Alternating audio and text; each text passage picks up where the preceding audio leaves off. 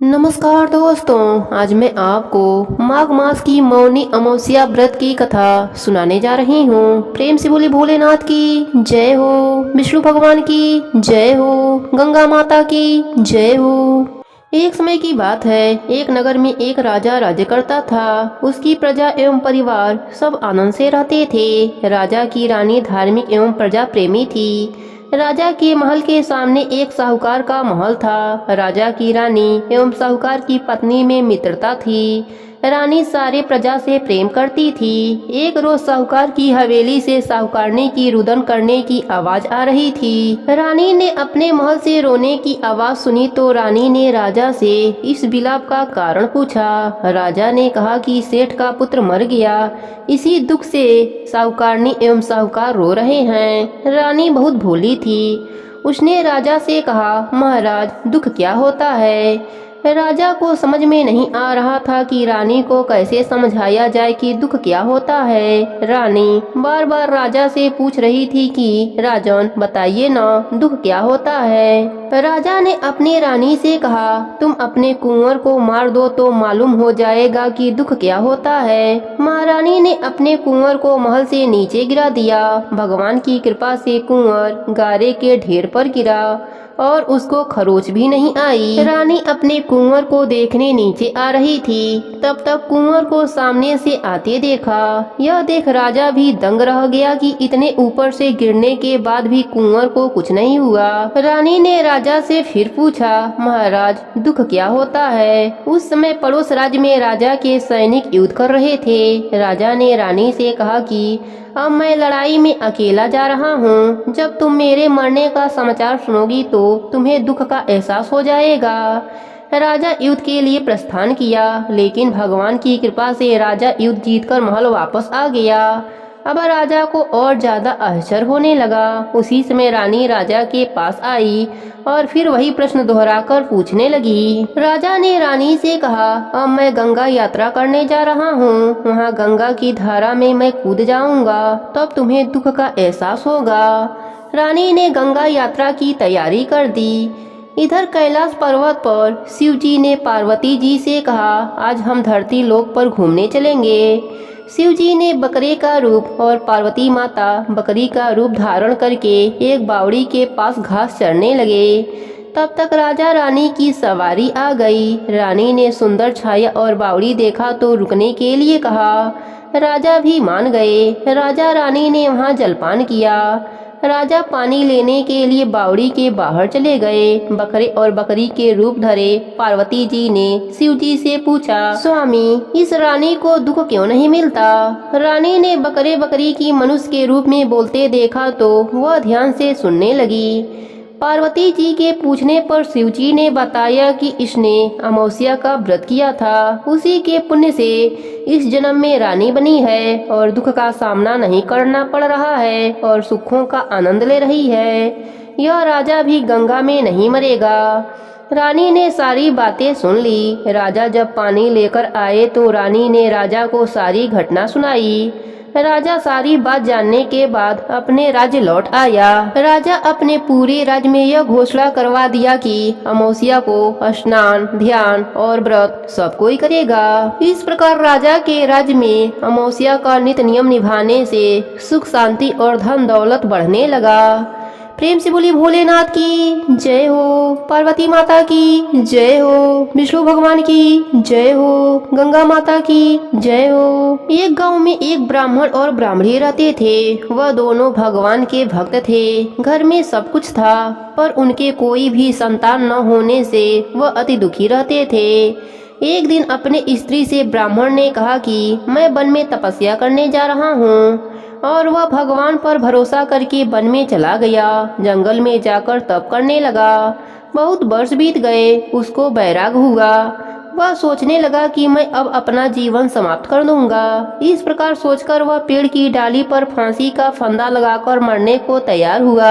तभी अमावस्या माता प्रकट होकर बोली, देख ब्राह्मण, तेरे भाग में 7 जन्म तक कोई संतान न लिखी है, किंतु मैं तुझे 2 कन्याओं का वरदान देती हूँ। एक का नाम अमावस्या तथा दूसरे का नाम पूनम रख देना। तेरी स्त्री को कहना कि अमावस्या का व्रत करे अमावस्या के दिन एक कटोरी चावल भरकर उस पर दक्षिणा रखकर किसी मंदिर में रखे। ऐसा 1 साल तक करना। 1 कटोरी चावल सहित दान करते रहना। इतना कहकर अमावस्या माता अंतर ध्यान हो गईं। ब्राह्मण घर आया और अपने पत्नी को सारी बात बताई। अमावस्या आने पर ब्राह्मणी ने व्रत रखा। कुछ दिनों के बाद उसको 2 कन्याओं की उत्पत्ति हुई। तब उसने एक का नाम अमावस्या और दूसरे का नाम पूनम रख दिया। धीरे धीरे कन्याएं बड़ी होने लगीं। ब्राह्मण दोनों कन्याओं का योग्य वर देखकर विवाह कर दिया। बड़ी बहन अमावस्या धार्मिक थी, जबकि छोटी भगवान को बिल्कुल भी नहीं मानती थी। बड़ी के घर में तो सुख समृद्धि का भंडार भरा हुआ था, पर छोटी बहन पूनम के घर दुखों का पहाड़ था। जब बड़ी बहन अमावस को छोटी के बारे में मालूम हुआ कि उसकी बहन दुखी है, तब अमावस्या गाड़ी भरकर सामान ले गई और छोटी बहन से कहा, बहन पूनम, अमावस्या का व्रत तुम भी करो और पूजा करके उपवास करो, जिससे तुम्हारे घर में सुख समृद्धि का भंडार भर जाएगा। 1 साल तक चावल का कटोरा भरकर दक्षिणा रखकर दान करना। पूनम ने अपने बहन के द्वारा बताए गए नियम के साथ अमावस्या का व्रत किया। कुछ ही दिनों के बाद उसके भी घर धन धान्य से भर गए और संतान की प्राप्ति हुई। वह सुखी जीवन जीने लगी। इस प्रकार जो भी मनुष्य अमावस्या का व्रत विधि पूर्वक करेगा, उसके घर में सुख समृद्धि का भंडार भर जाएगा। जो भी मनुष्य इस कथा को कहता या सुनता है, उसके ऊपर अमावस्या माता का कृपा बरसता है। प्रेम से बोलिए अमावस्या माता की जय हो, विष्णु भगवान की जय हो। एक गरीब ब्राह्मण परिवार था, जिसमें पति पत्नी के अलावा एक पुत्री भी थी। पुत्री धीरे धीरे बड़ी होने लगी। उस लड़की में समय के साथ सभी गुणों का विकास हो रहा था। लड़की सुंदर एवं गुणवान भी थी, लेकिन गरीब होने के कारण उसका विवाह नहीं हो पा रहा था। एक दिन उस ब्राह्मण के घर एक साधु पधारे, जो कि कन्या के सेवा भाव से काफी प्रसन्न हुए। कन्या को लंबी आयु का आशीर्वाद देते हुए साधु ने कहा कि कन्या के हथेली में विवाह योग्य रेखा नहीं है। अगर इसका विवाह भी हो गया तो यह विधवा हो जाएगी। ब्राह्मण दंपति ने साधु से उपाय पूछा कि कन्या ऐसा क्या करे कि उसके हाथ में विवाह का योग बन जाए। साधु ने कुछ देर विचार करने के बाद अपनी अंतर्दृष्टि से ध्यान करके बताया कि कुछ दूरी पर एक गांव में सोना नाम की धोबी जात की एक महिला अपने बेटे और बहू के साथ रहती है, जो कि बहुत ही आचार विचार और संस्कार संपन्न है तथा पति परायण भी है। यदि यह कन्या उसकी सेवा करे और वह महिला इसकी शादी में अपने मांग का सिंदूर लगा दे, उसके बाद इस कन्या का विवाह हो तो इस कन्या का विधवा योग मिट जाएगा। साधु ने यह भी बताया कि वह महिला कहीं भी आती जाती नहीं है। यह बात सुनकर ब्राह्मणी ने अपनी बेटी से धोबन की सेवा करने की बात कही। कन्या मान गई। अब हर रोज धोबन के घर जाकर सफाई और अन्य सारे काम करके अपने घर वापस आ जाती। सोना धोबन अपने बहू से कहती है कि तुम तो सुबह ही उठकर सारे काम कर लेती हो और पता भी नहीं चलता है। बहू ने कहा कि माँ जी, मैंने तो सोचा कि आप ही सुबह उठकर सारे काम खुद ही खत्म कर लेती हैं। मैं तो देर से उठती हूँ। इस पर दोनों सास बहू निगरानी करने लगी कि कौन है जो सुबह ही घर का सारा काम करके चला जाता है। कई दिनों के बाद धोबन ने देखा कि एक कन्या मुंह अंधेरे घर में आती है और सारे काम करने के बाद चली जाती है। जब वह जाने लगी तो सोना धोबन उसको पकड़ लिया और पूछने लगी, आप कौन हो और इस तरह छुपकर मेरे घर की चाकरी क्यों करती हो। तब कन्या ने साधु द्वारा कही गई सारी बात बताई। सोना धोबन पति परायण थी, उसमें तेज था। वह तैयार हो गई। सोना धोबन के पति थोड़ा अस्वस्थ थे। उसने अपने बहू से अपने लौट आने तक घर पर ही रहने को कहा। सोना धोबन ने जैसे ही अपने मांग का सिंदूर कन्या के मांग में लगाया, उसके पति मर गए। उसे इस बात का पता चल गया। वह घर से निराजल ही चली थी। यह सोचकर कि रास्ते में कहीं पीपल का पेड़ मिलेगा तो उसे भौंरी देकर उसकी परिक्रमा करके ही जल ग्रहण करेगी। उस दिन सोमवती अमावस्या थी। रास्ते में पीपल का पेड़ मिला।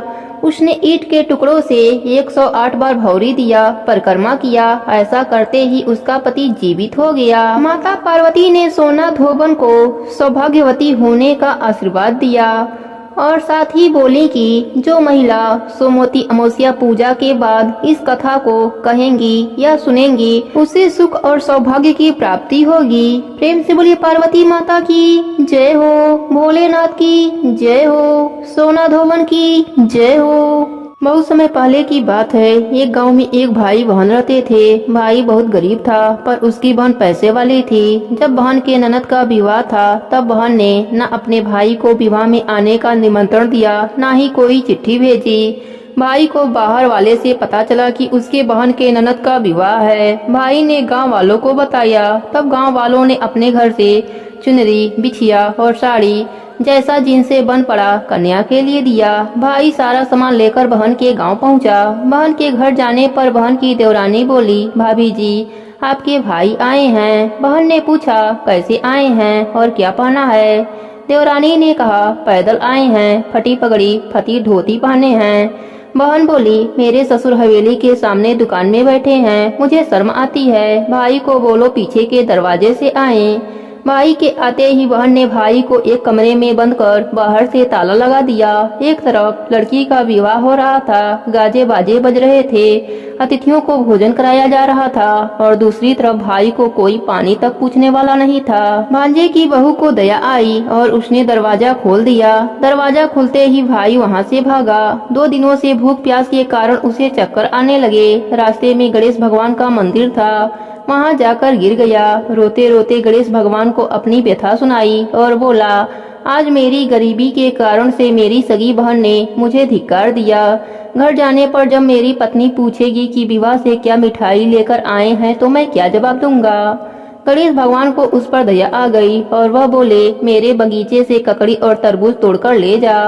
भाई ने ककड़ी तोड़कर झोला भर लिया और अपने घर गया। घर जाते ही बच्चों ने पूछा पिताजी बुआ के यहाँ से हम लोगों के लिए क्या लाए हैं। झोला खोलते ही छोटे तरबूज सोने के गेंद में बदल गए। बाकी तरबूज काटे तो उनमें से हीरे मोती निकले। पत्नी बोली आप बहन के घर से इतना कुछ क्यों लाए, आपकी बहन ने हम लोगों को बहुत ज्यादा दे दिया है। भाई ने कुछ जवाब नहीं दिया। गणेश भगवान की कृपा से उनके दिन बदल गए। भाई का काम धंधा जोरों से चलने लगा।